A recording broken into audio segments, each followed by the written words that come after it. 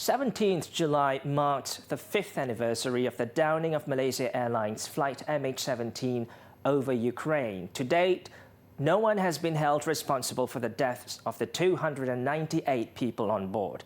About a year after the tragedy in October 2015, the Dutch Safety Board concluded that the plane had been hit by a Russian-made Buk anti-aircraft missile, causing it to break apart in mid-air. Now, the Dutch court will seek to prosecute 4 individuals over the tragedy that claimed 298 lives. But is that enough to conclude investigations into the tragic downing? Mieza Shafieza tells us more on what to expect.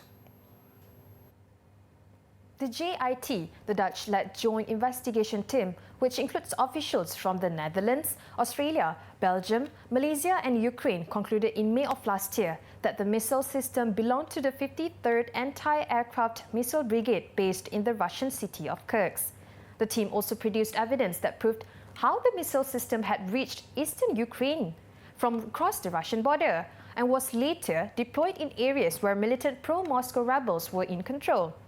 Now, 3 of the accused, Russian intelligence officers, Igor Gergin, Oleg Pulatov and Sergei Dubinsky, were prominent commanders in eastern Ukraine at the time.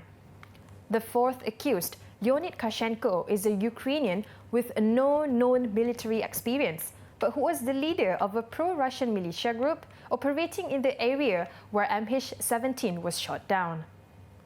Now, authorities say none of the accused are expected at the trial, and any prosecution would take a long and difficult process. Tidak mudah karena ini menyangkut kepentingan politik negara-negara yang sedang konflik dan juga negara besar. Ada unsur-unsur luar yang memberi sokongan, yang nak separatis dia, pihak yang nak pecahan tu, Rusia yang support. Yang lagi satu geng NATO. Jadi adalah unsur-unsur ni dan kita nampaknya tersepit di tengah. According to the JIT, more suspects could be named by the year's end, including 4 men who are believed to have transported the Buk missile system across the Russian-Ukrainian border. Another suspect is the commander of the Russian 53rd Anti-Aircraft Missile Brigade. Now, with difficulties expected to rise to conclude the upcoming trial, available evidence has been dubbed weak.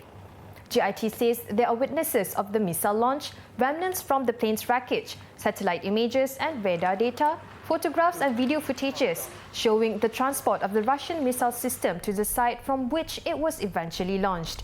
There are also recordings of intercepted phone calls between the suspects.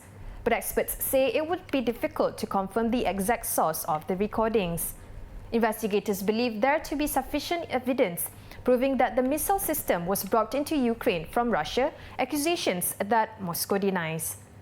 Russia must respond by early autumn to 2 class action lawsuits filed with the ECHR on behalf of 380 relatives of victims. The Kremlin continues to deny any involvement in the tragedy. It is believed that the Buk missile system used to shoot down MH17 is likely still being held at the brigade in Kursk. Well, that's all from me, Mieza Shafieza.